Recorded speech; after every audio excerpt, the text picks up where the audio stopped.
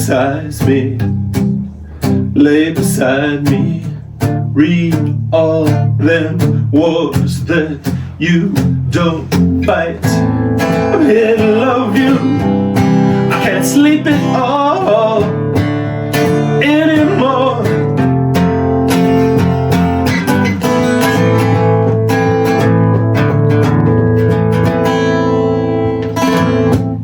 I glitter still for a better time. These humbling words, yours, his, hers, mine. Stars above you, I'm leaning home. Ithaca, I see now I was wrong, but I can't go back there, baby, without causing more problems. So wait with me here for the dawn, the ordinary miracle, and the dark is gone.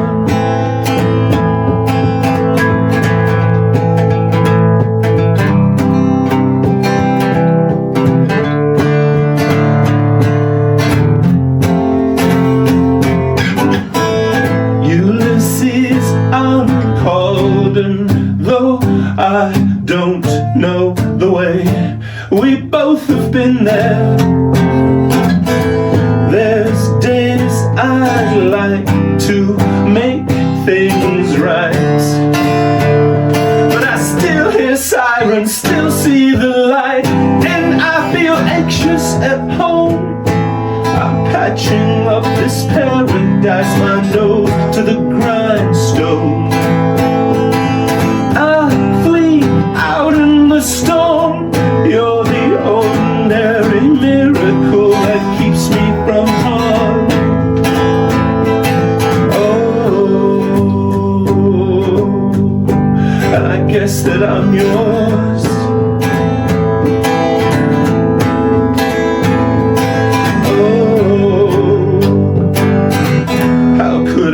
Possibly be cured.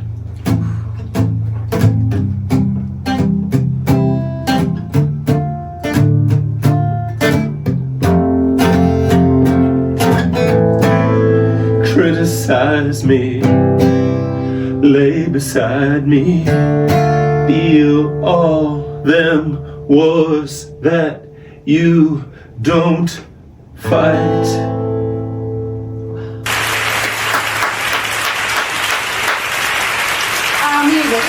Gracias, Kirk Smith. Thank you. Amigos de Studio 52, my friends, my followers, I am here in the company of one of my favorite musicians. Underground is big, and I want to say you're at the forefront. Do you know why? Why?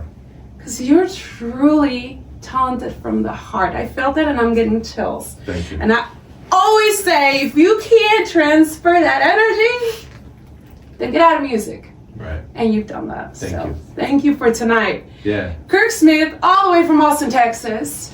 Thank you for coming to our studio tonight. I told you that you'd now be part of my family, and now you're part of the family of Studio 52. So welcome. Yes. Welcome. How are you doing?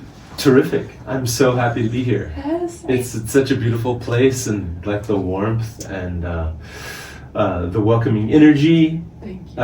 It's so comfortable, and I've watched the show, and so being inside Yes. of the show, now it's just a delight.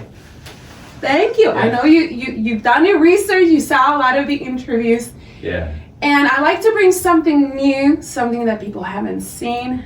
And you're sort of bringing something new to the table. All right.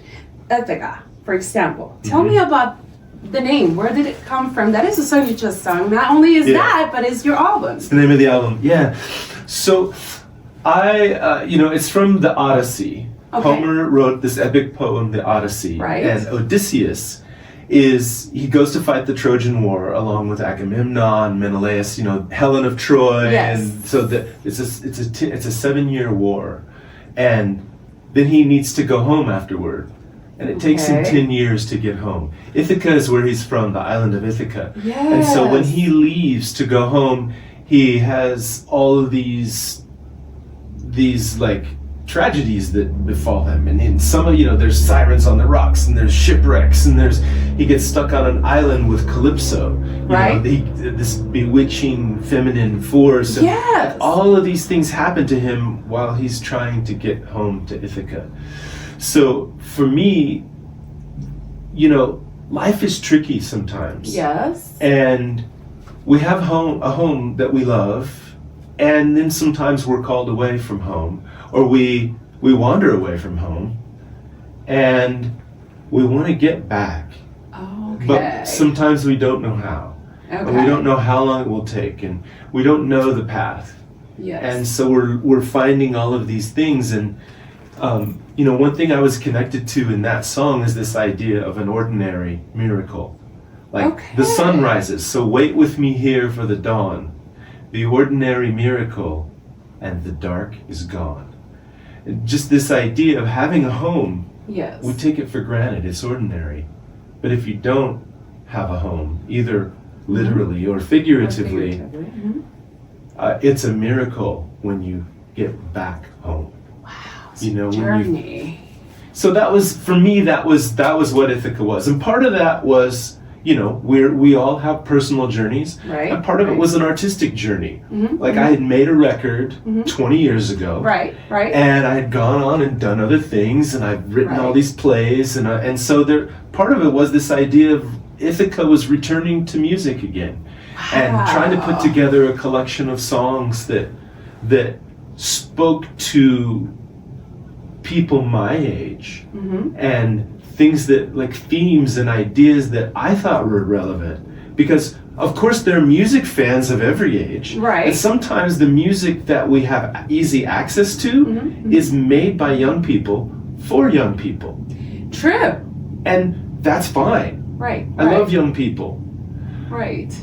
but like with any meal, Right. you don't want to eat the same thing all the time, Right. and like Right. sometimes you want something different, and you're like, mhm. that kind of nourishment, Right. I'm really longing for that artistic nourishment, and I'm not hearing it.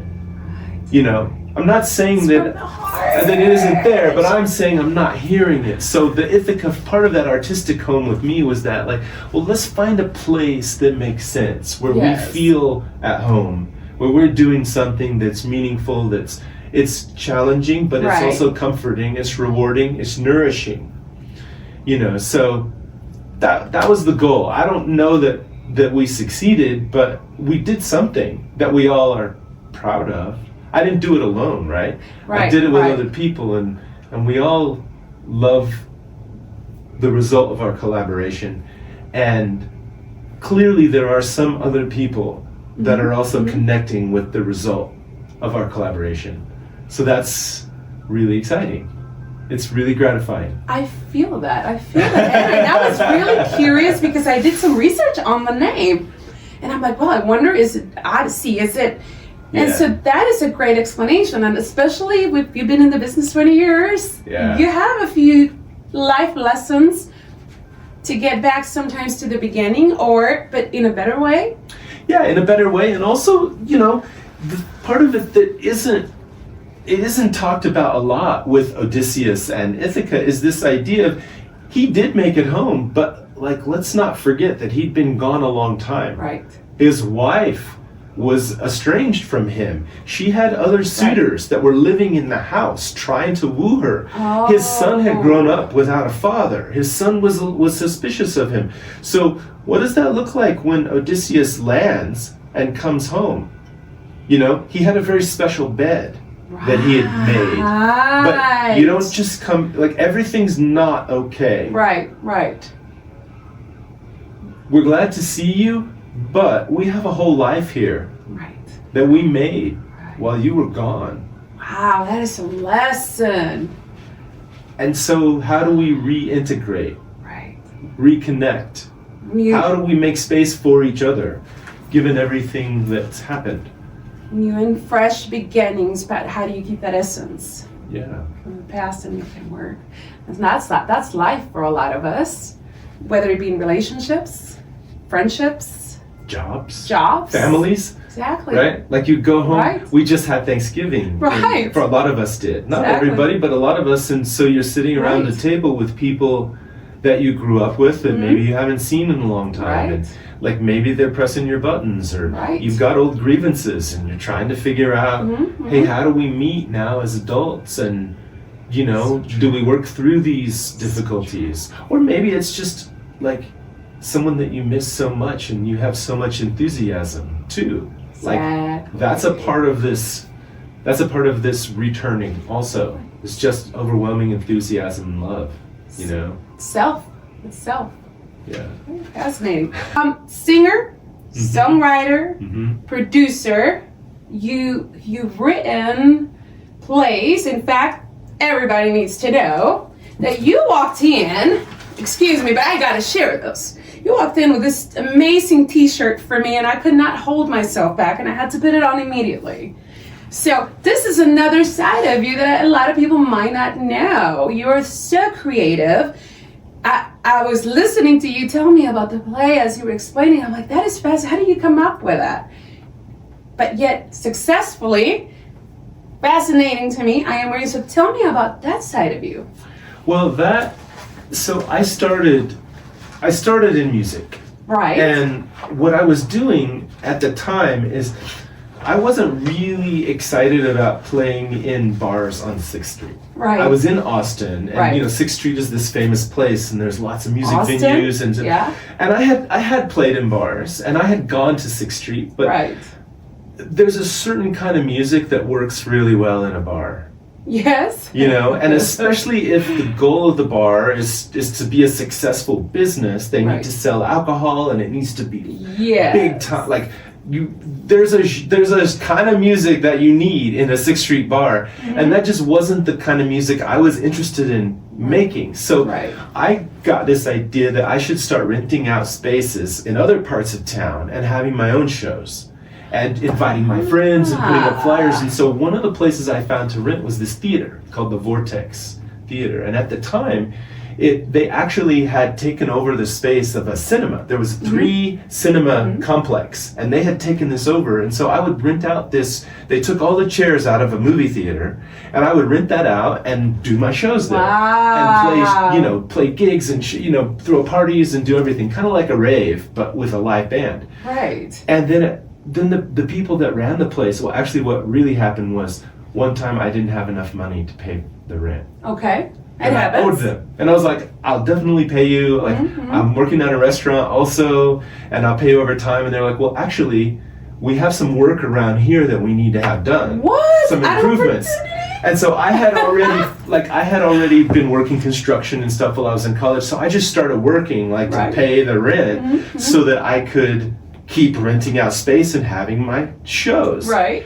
And then the artistic director was like, we kind of want to have music in one of our plays. We're going to do a production of Romeo and Juliet. And we were thinking your band could be in the play as the band in the party when Romeo and Juliet first see each other. And then you guys could also play music throughout the whole production, live on stage. Wow. So I was like, great. Works out. So I started doing that. And then the artistic director came and she said, I know you have an English degree, like you're working on English and philosophy. Would you be interested in adapting this play for a youth theater? And so I started doing that. Anyway, one thing led to another, and I just started thinking, well, I could write like a rock opera, and I could make a story, and I have this band, and I have all these people, and there's costume shop, and there's a lighting designer, and there's set designers. Like, there's no reason why this just has to be a rock band or a play or whatever. You can just do everything together at the same time. And so this show, Despair's Book of Dreams and the Sometimes Radio, was sort of a result of that, like being in that community, in that space where we're all working together, we're all doing different stuff. I'd established relationships with a variety of artists in a variety of different mediums. And so I was like, okay, y'all, I have this story about this guy, this is what happens, and so on and so forth, and we need this, and we need that, and we need this. Wow. And it was one of those things that worked. Sometimes, you know, you have crazy ideas, and they work a little bit. Right. Or maybe even 2/3 of it works, but that particular show really worked. Yes. And it won a bunch of awards, and we traveled around the country, and we did a lot of stuff. We performed in New York, and some of our people actually ended up moving to New York. One of them's a very successful actor there, and you know, like it was sort of a transformational moment for a lot of us artistically. Right. And then, you know, it turns out that those kinds of things are really resource intensive. Like when we traveled to New York, we took 15 people. We took a U-Haul truck full of sets, full of PA equipment. Like, trying to publicize a theater show in New York is no joke. It's not like just putting up flyers for your band. Sure. So at some point I was like, man, I can't do one of these every year. Right. There's just, it'll kill me. So maybe I just take a break and do a rock record. Ooh. And then I'll just go tour this rock record, solo acoustic. I'll do the songs, I'll do it by myself, you know. And so that's how we got to Suddenly Bright Out, the CD that I brought you. Okay, yes. So anyway, that was the record in 2003. That's right, that's the first record you put out. Yeah. 2003, 20 years ago. 20 years. And so the new record, Ithaca, came out in 2023. So right on the button 20 years later. Yes. Yeah. We're going backwards in your particular case. We're going backwards, and I love it because we're going to see where you were born, or where this was born as an artist, putting out into the world, and how you've evolved. I love this. So, what other plays have you done, or have you written anymore, or is there anything in the process of being written? Yeah, I'm not writing any plays right now. Everything that I'm writing is working its way into songs. Okay. But the first thing I wrote was a rock opera. It was called Death of a Son. Okay. Then I did an adaptation of Faust. Okay. So, you know, the man sells the soul to the devil, Yes. you know, Dr. Faustus, and I did that, and that was a pretty successful production. And then I took a character from that Faust play, the devil, which that was my role in the actual production. Really? I played Lucifer. So I got really interested in Lucifer and like figuring out what is this character? Who is this character? You know, sat at the right hand of God and then fell from heaven, and that God was sort of this this force of order, you know, Yahweh, or like a masculine force of order, and then there was this other force. Anyway, the more I got into it, and I started realizing, I was like, wait, there's something going on, because Venus, the star, the first star in the morning, the morning star, is a feminine force. Interesting. But also, like, that's the name of that in Latin is Lucifer, light bringer, morning star, Lucifer. And so I was like, okay, what's going on? And then I started realizing in the Bible there are all these there's sort of a masculine order and goodness and light, and then there's a chaotic, darker, passionate force of life. And so I was like, that's the feminine force. Like, that's where life comes from. That's the fertility. And I started getting into other cultural myths and things like that, and just sort of looking at this binary between God and the devil, or between masculine and feminine, or, you know, on and on and on. And so the next play I wrote was called Lucifer. And so it was about the feminine force in the universe, who also turned out to be Jesus's mother, and, you know, a force of Mary. Yes. You know, the bringer of life was this one, and midwife also has roots, and the Latin word for midwife has roots in light bringer and light giver. So anyway, I did a whole study about that, and I wrote a play about that called Lucifer. And then after that, we did an adaptation of Charles Dickens' Tale of Two Cities, and we ended up with Moby Dick. That was the big, that was where everything ended, and we were like, oh man, we can't keep doing this. You could have easily, though. Could have, but we didn't. But let me tell you how that worked. Because we had a cool thing about Moby Dick. Tell me about that. So the white whale right? And it can represent anything. You get obsessed with something and you can't stop yourself and you're going for it. Right. You've got to do it, right? Not everyone, many of us have had that thing.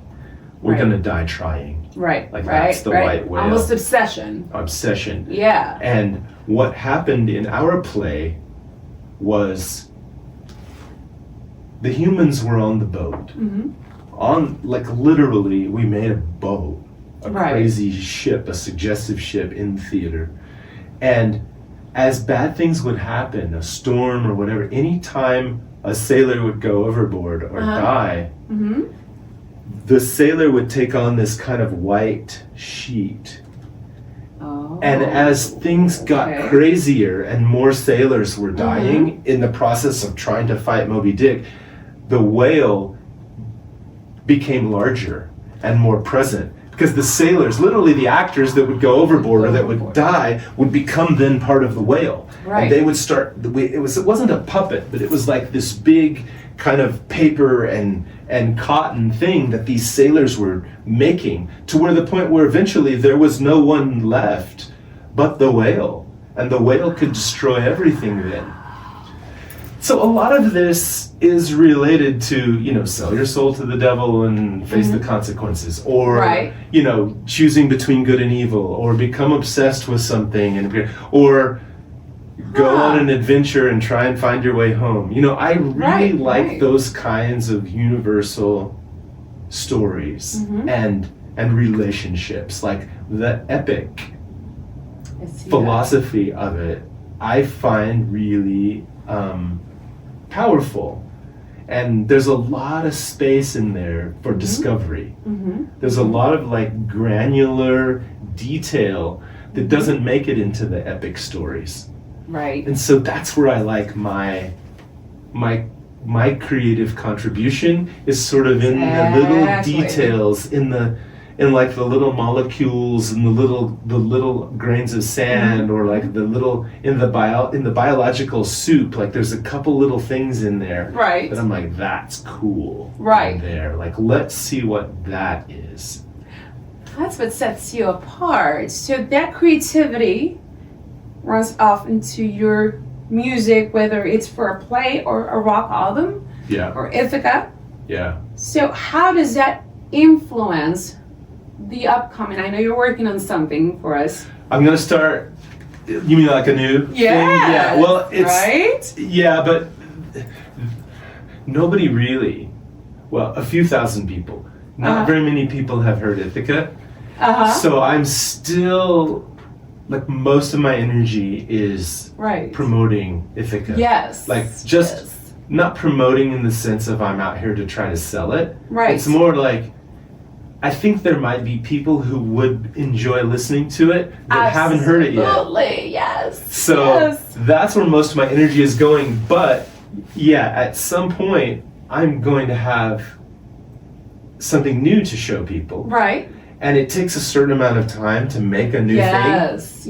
Like in my case, a year. And that's fair, because this Ithaca is wonderful, but mentally you go to the next thing once you're done with the album. Right. Right? And you're already thinking of the next thing. Yeah, so December 1st, we're going to start recording new songs for, I don't even know what it will be. It might be a new record, it might be a musical, it might be a play. It's fantastic. It could be an EP, it could be a single. Like, we have 3 recording sessions scheduled. Right. And something will happen.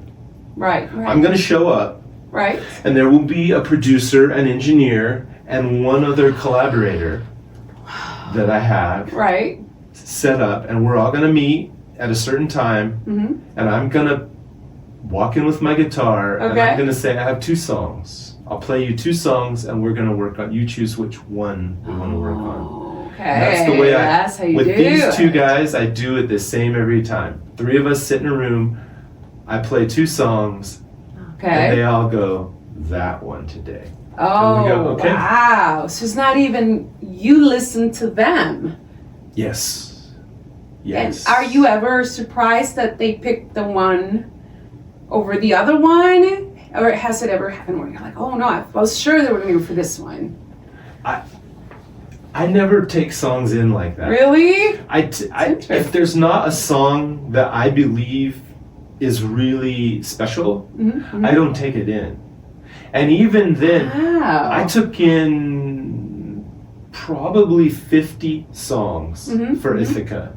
We probably started in the studio recording 30.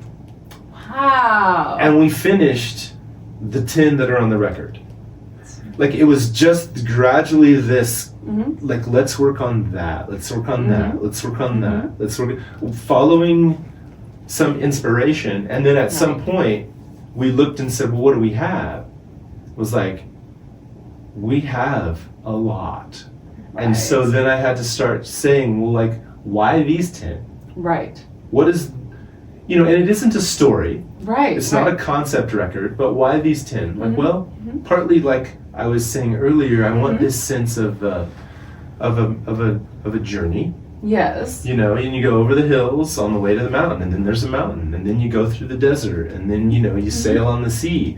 So I needed songs Right. that took us in those various places. Yes. So I couldn't just choose, like, I want 10 fast rockin' badass songs. Yes. Which might not Some be the people easy make way, records right? like that. Like, 100%. and hats off to them. Yeah. Because they can play on 6th Street. Right. We were just saying that. But then there's the rest of us There's the rest of us, right? that care. If you think about it, like a good conversation, you can't just start by disclosing your innermost secrets. Crap. If that's the first thing out of your mouth, people are like, Ugh. It's creepy. get me out of here. Very. Right? Yeah. But Yep. if you can, over the course of 30 minutes or an hour, Right. go from hi, nice to meet you, naturally to the point where you do disclose your innermost secret, then you both leave going, God, that was an amazing conversation. That's right. But you have to be really discerning Yes. about what you're disclosing, and you have to be really sensitive to the person you're with. Yes. What are they ready to hear? Yeah. And what are they contributing? True. So the process of getting from 50 songs to 30 songs to 10 songs is a lot like that. Oh. They have, you know, I want people to hear that first song and go, what comes next? Yeah. And then you hear that and you go, what's next after that? What's next after that? It's building upon it. Yeah, and I recognize that most people are listening to songs on a streaming service, and Right. often they're just listening to one song or two songs. That's fine. That's real. Right. And I listen that way also. But if people do go to Spotify and they click on my artist profile, they can go through my song list, or they can go and click on the album Ithaca, Right. and there will be 10 songs there. And I will start off with, hi, nice to meet you. And by the time you get through to song number Yes. 10, you will have gone somewhere Yes. really different. So that's there if people want it. Yes. 'Cause And also, if they just want to listen to the first two that are the most popular, it's called This Debt and El Dorado. That's fine. You know?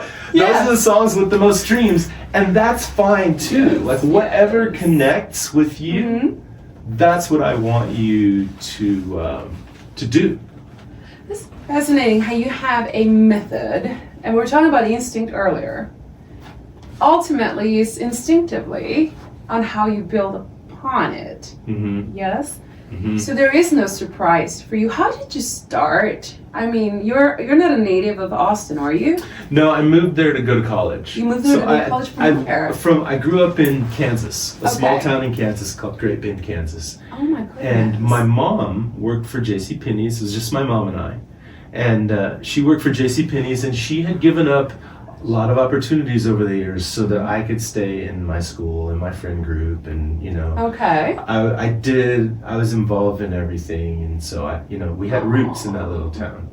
And at some point, the powers that be said, "Hey, look," to my mom, Right. "we're offering you a deal you can't refuse if you want to advance and whatever. So she moved to San Antonio. And I stayed for a few months with a friend because I had sort of refused to go. And then she was like, look, you know, you gotta come and it's gonna be good. Right. And I was really skeptical, but I moved to San Antonio when I was right on the cusp between 16 and 17. So I was just at the end of my junior year of high school, starting senior year of high school. So it was a hard time to move. Yeah. But I moved and I spent a year in San Antonio and then I moved from there. Right. So that's how I got to Austin. But Austin's my home. You know, my family's there. My kids were born there. It's, you know, that's where I live. That's you home. know, I'm a Texan. Right. And, you know, I have people in Kansas, and that was for sure really formative. Okay. You know. Makes sense. But that's not where I live. You know. How did that move influence you musically? Because it's a different style. Way different. I was thinking of this the other day. Yes. That's actually, I didn't know that I was an artist or a creative person. But I was so emotionally impacted by the idea of leaving. Like literally, That's huge. everything that I kind of understood to be familiar and going to this other place, it was so powerful to me that I just started writing about it. Not like journaling, but like I would sit in class, I couldn't pay attention to what was happening, and so I would just start writing what turned out to be like poems or something. That's beautiful. And just like, I don't know how to, you know, I just had to have some way to like, to open the little valve and let some steam out, yeah. out. And that's when I started writing. And it turns out like, I got to San Antonio, I connected with some people that were playing music. We were playing metal. Right. You know, we were listening to Judas Priest and Queensryche, Ozzy, you know, not so much Metallica, because I always gravitated towards songs with like really dramatic singers. Okay. Because I had always been a singer. And I love Metallica. Right. But I was like, I don't want to sound like James Hetfield. You have an identity. You know? That's why I said you're so unique. I mean, I bring something new to this show. Yeah. But I joined this metal band, and they were like, we're gonna write our own songs, man. And I was like, yeah, damn right. Did you have long hair? I did, yeah, definitely. For sure. God, I have to see those photos one day. Yeah, I had long hair. But I also had all these lyrics that I had written from when I was leaving Kansas. And it was all really dramatic and really theatrical, because it was like ripped from the roots, torn from everything familiar, cast into, you know, like all this. And so it was like metal. Yes. Oh yes, anger. Yeah, anger. Headbanging. You know, and so it was like 100%. that was and you know, and like God bless metal for being something that a teenager can like, that holds, like, it's a safe space for wild teenagers. Right. Because you can be wild. Right. Right. Especially, like, I think young men. You know, and I played football and wrestling. Like, I did everything.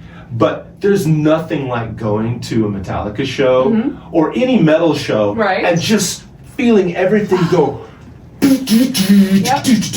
Or like Battery or any of those, or Judas Priest or Ozzy, any of those stuff, like just like yes like that's real, and that didn't exist in the 1950s. Right. Like the Rolling Stones couldn't do that for people. Exactly. Elvis didn't do that for people. You know, but other bands too, but like let's call it Metallica. Like let's just say that's one that everyone knows. Right. Metallica did that. Like they said, like, hey, look, 100%. you can have that feeling. That's natural and it's real, and it doesn't have to be harmful and negative. There is a sense of violence and chaos and threat, and it can be expressed in a way that doesn't destroy things. Exactly. And they manage that. And they're still doing it. And you know, that's why they're still doing it, because it's real. Yes. You know, and they're invested in it day in and day out. So I love metal, and that was not my calling. You know, like that was not the music that I made when I was home alone. Right. Partly because, like I said, I was a singer, and I was serious about the health of my voice, and I sang in choir. It's true. And it was like, it was important to me to try to get to a place where I could express a wide variety of emotions and have a more dynamic palette. Yes. You know, again, nothing against it. But yeah, like it's King Diamond. you. King Diamond's an incredible singer, but there's not a whole lot of range in his emotional palette, Yes. right? Like that high screaming stuff is super impressive, but like Chris Isaac, Yeah. you know, Brian Chris Ferry. Isaac, yes. There are other singers that Chrissy Hynde is one of my favorite singers, and it's like there are these other colors that just felt more authentic to me. So, How old were you when you realized that's great? I identified with that in the youth, but I gotta find my identity. At which point did you do it's that? probably about 18, 19. That's pretty young still. Yeah. Well, what happened was I had a girlfriend that was into like club music. Oh. You know, like New Order and Echo and the Bunnymen and Dead or Alive, and like she liked to go dancing. Yeah. And so we would go dancing, and there was a thing about like in the way that metal gave me this, like it released this sense of like, fuck yeah. Yes. Yes, that power. Dancing to like Blue Monday, that song, Blue Monday or Bizarre Love Triangle or Right. whatever, those songs, like it's just like, and you just be tired and sweating and it's dark and you're like, how does it feel? And the singers are low, they have low voices like mine. And so I was like, or even like Pete Burns from Dead or Alive, you know, and even when he would sing, hi, I want your love, I was like, oh, okay. This is a place that's fucking cool. It's like, it's dark, Yeah. which I like, and it has this physicality, which I like. Right. It's sexy, and it's maybe a little bit dangerous, but the guys are singing like guys. Ah. Like there's a sort of a, and even though Pete Burns is like maybe the strangest version of masculinity, Right. in terms of the way he looks and all that, Right. like there was something about that deeper resonant voice that I found really comforting and seductive when it was like whispering and low.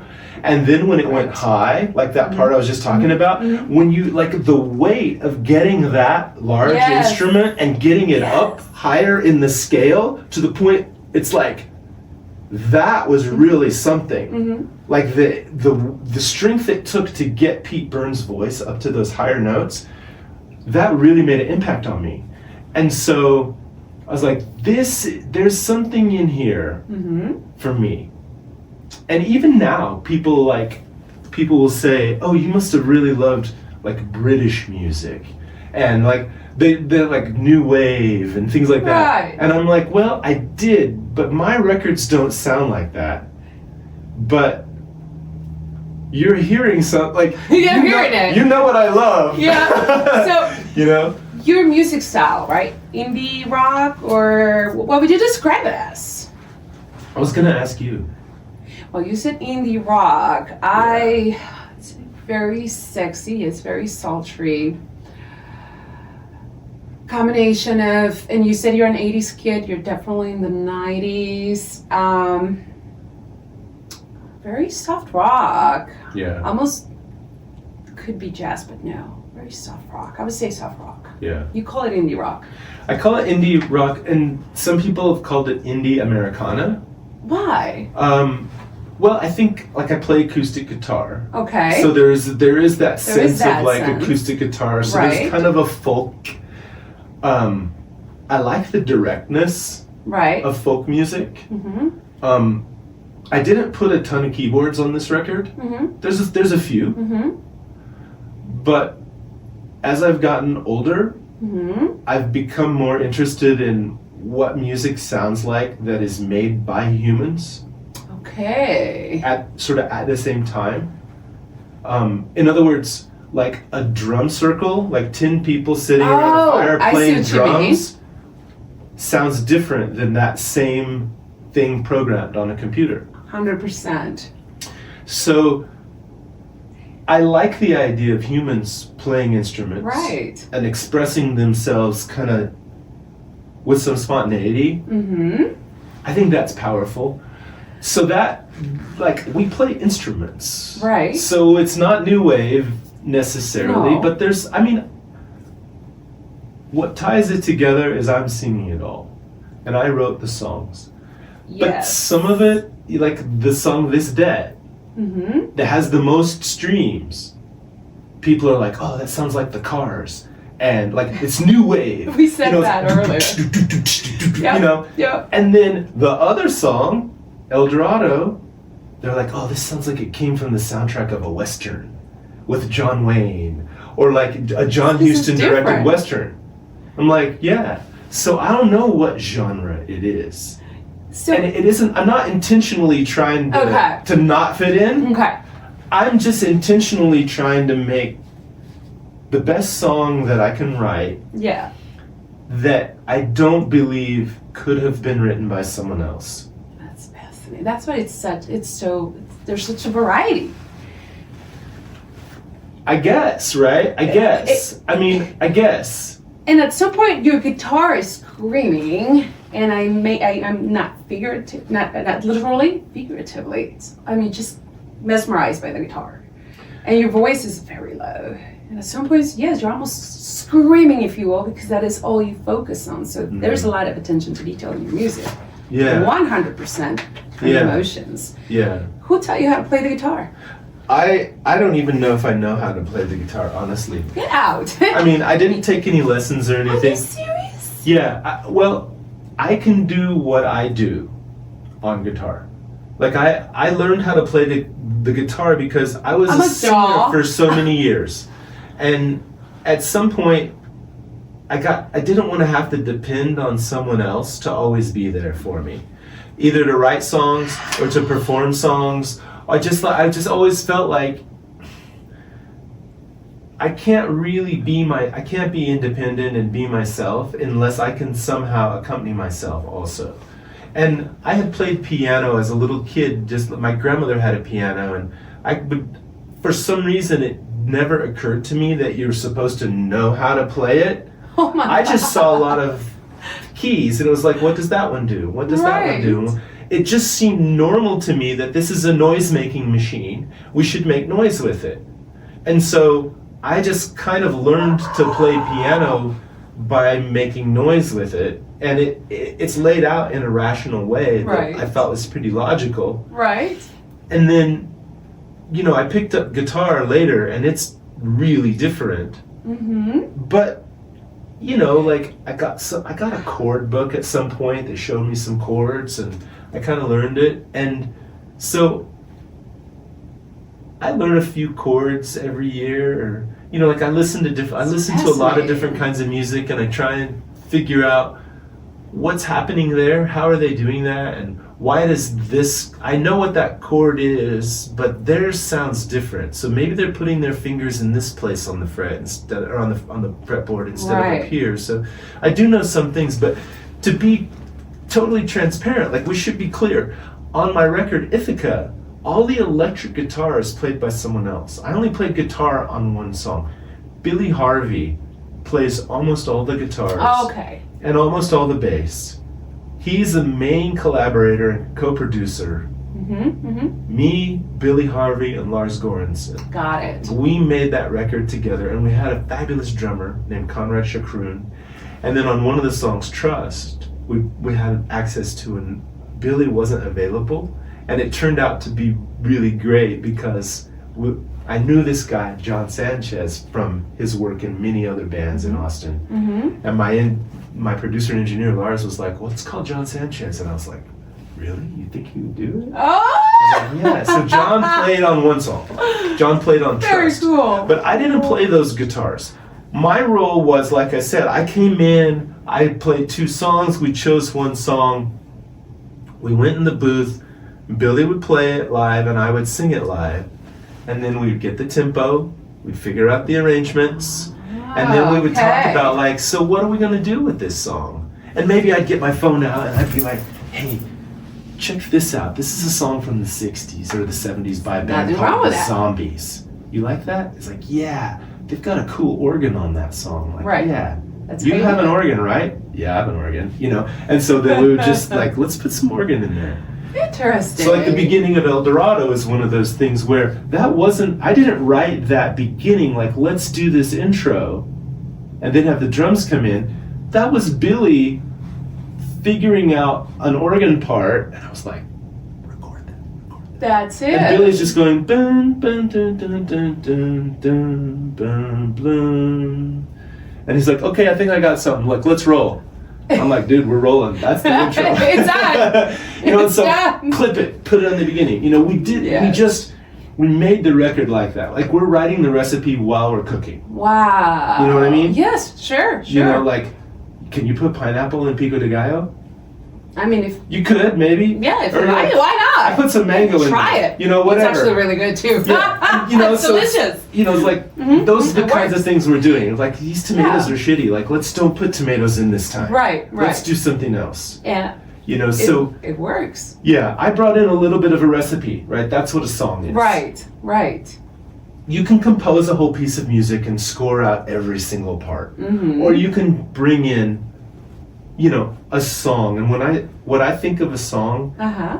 is when you're driving at night, or if you're with your friends, Oh. and you start singing together, Yes. and you're singing a song. Right. That's the song, Ah. right? It's not just the vocal. Right. Because sometimes there's somebody singing a guitar part too. Right, right. Like we just did with Metallica. Right. Bum, bum, bum, chugga, chugga, chugga, chugga, We just chugga. did. Like somebody's gonna sing that if you're in the car together. Yep, yep, right? yep, Bum, yep. bum, bum. Yep. Someone's That's gonna a do song. it. Right.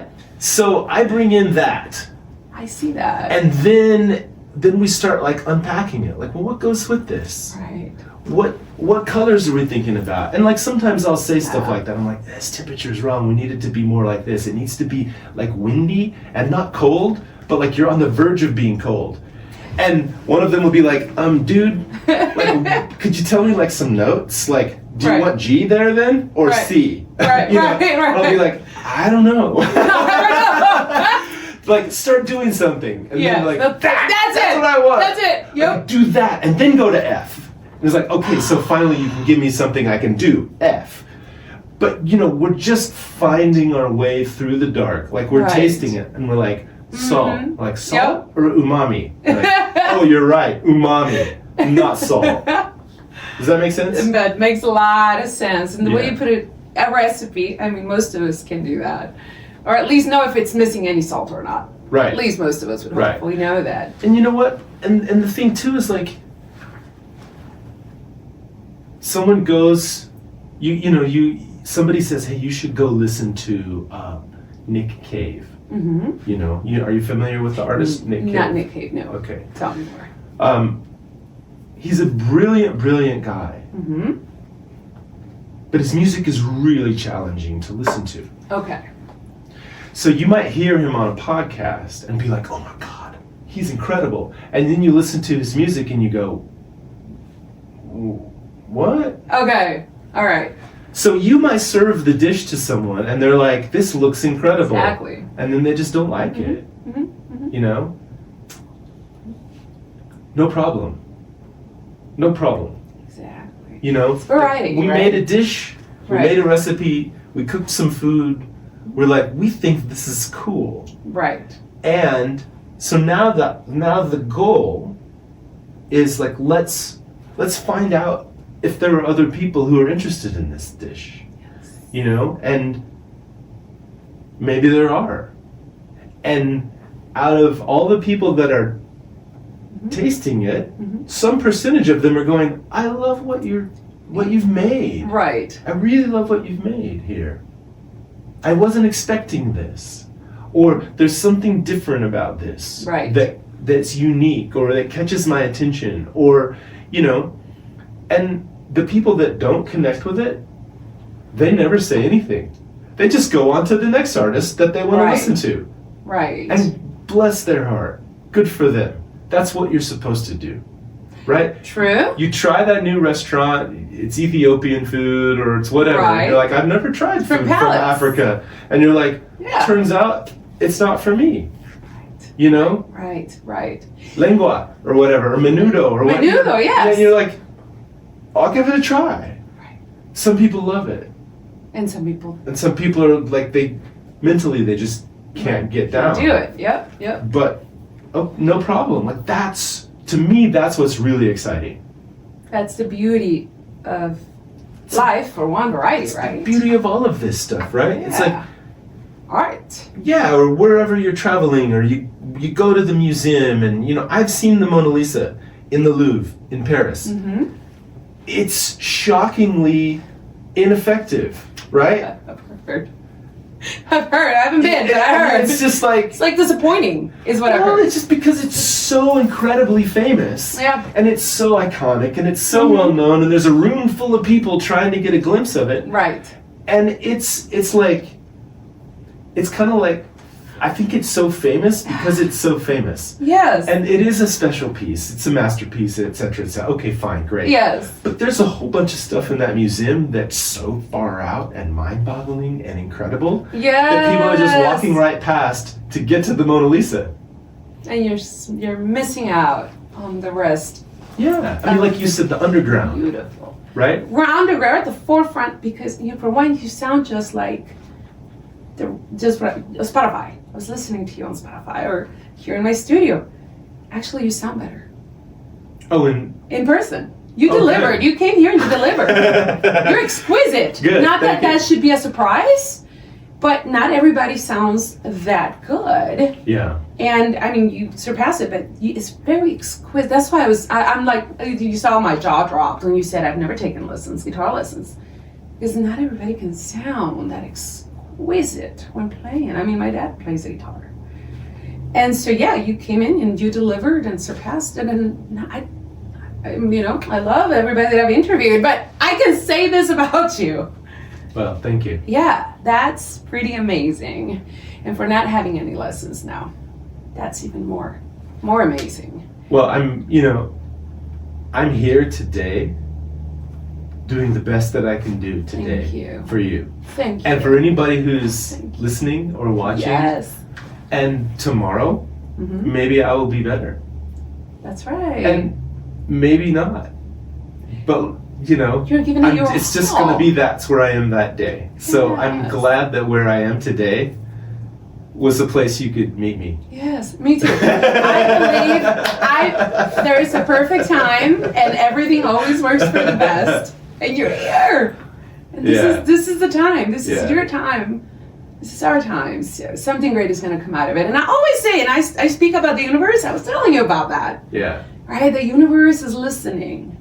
So this is the time. This is our time for growth, whatever that looks like, whatever good's gonna come out of it, we welcome it. I welcome it and I speak it into reality. Yeah. Whatever the opportunity 100%. is, Yeah. whatever opportunities are coming, we accept, receive, and we accept and receive and we love and we thank the universe for that. So I always talk about that, but tell you, award winners, and I mean you won a few awards on this as well, right? You were telling me about different things you might have won, and next level. And I want to watch you grow, and this is your casa for all those things that happen. So do share it with us. Oh yeah, because 100%. Yeah, I'll come back anytime. Thank you so much. Pleasure to meet you. My pleasure. And muchas gracias. I have to say that in Spanish. Muchas gracias. Thank you for being here today. Claro. And amigos, it's a wrap. I love you guys. Thank you for sharing. Make sure you like, make sure you follow. Listen to this music. Get chills like I do. If you feel nothing, at least feel some chills. All right? Los amo, los quiero, and I'll see you next. Bye.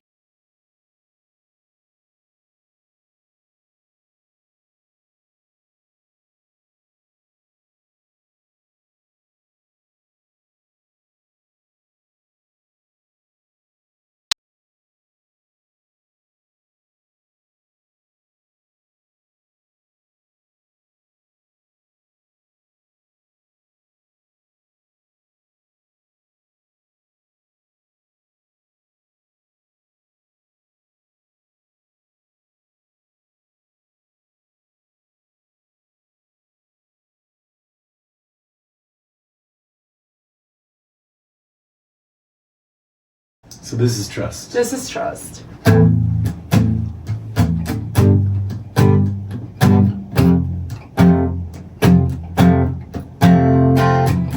Looking for heroes with the real good stuff. You're gonna take it, but it's never enough. Open the book, wait for the fall. But not much feeling when you're sick of it all.